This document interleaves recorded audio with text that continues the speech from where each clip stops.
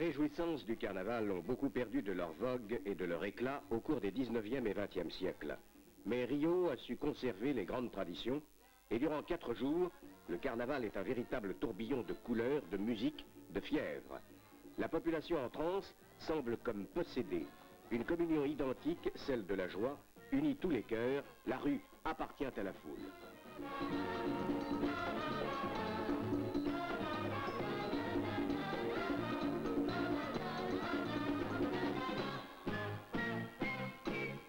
En Italie, l'un des berceaux du carnaval, Viareggio a détrôné Venise, dont les fastes étaient célèbres.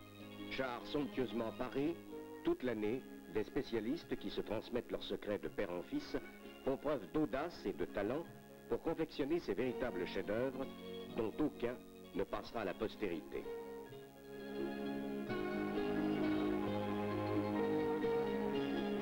L'actualité est toujours la base de leur inspiration. Cette année, le pétrole est roi.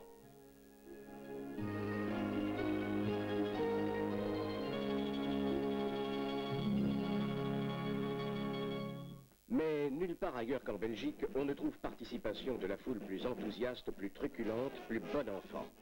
À Binche, le héros de la fête est un personnage, le Gilles, dont la réputation est universelle, au même titre que celle de ses frères Arlequin, Pierrot, Polichinelle, et dont le succès populaire ne s'est jamais démenti. Si l'on en croit la légende, le Gilles est né en 1549 lors de festivités organisées en l'honneur de Charles Quint de passage dans la cité. On y célébrait la récente conquête du Pérou par François Pizarro. Les Incas étaient représentés par des soldats espagnols couverts de tatouages et de plumes.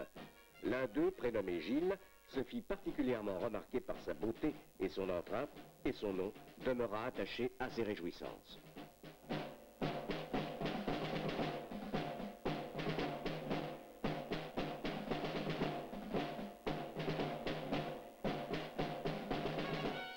Le Gilles est un danseur des rites du renouveau qui, par sa danse, espérait écarter de la communauté la mauvaise saison, la maladie, la misère et la faim. C'est toujours un homme qui le personnifie.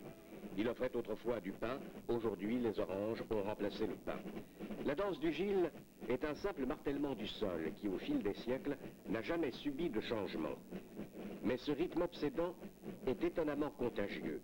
Contrairement à Polichinelle, le Gilles n'est ni cocasse, ni fantaisiste, ni extravagant. C'est un personnage sérieux, soumis aux règles de la tradition locale. Si sa danse naît dans la joie, elle reste un devoir, un rite, légué par les aïeux, autant qu'un amusement.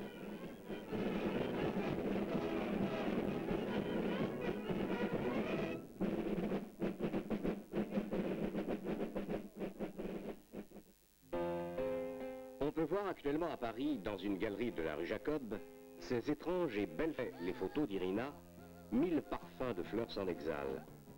Irina ne photographie que des jeunes femmes et une petite fille, Eva, sa propre enfant, qu'elle maquille et habille de parures et de babioles d'un autre âge. Le décor est insolite, surchargé d'objets, de bibelots, de souvenirs. Irina, pourquoi n'utilisez-vous jamais de modèle professionnel? Je n'aime pas vraiment utiliser des modèles professionnels. Je trouve qu'elles ont trop d'habitude. Et de la sorte, je ne pourrais pas les entraîner dans cet univers. Car elles doivent être mimétiques, elles doivent se plier à certains fantasmes qui se déclenchent lors de nos séances de travail. J'ai choisi mes modèles au hasard des rencontres dans la vie, chez des amis. Parfois, je les pourchasse dans la rue.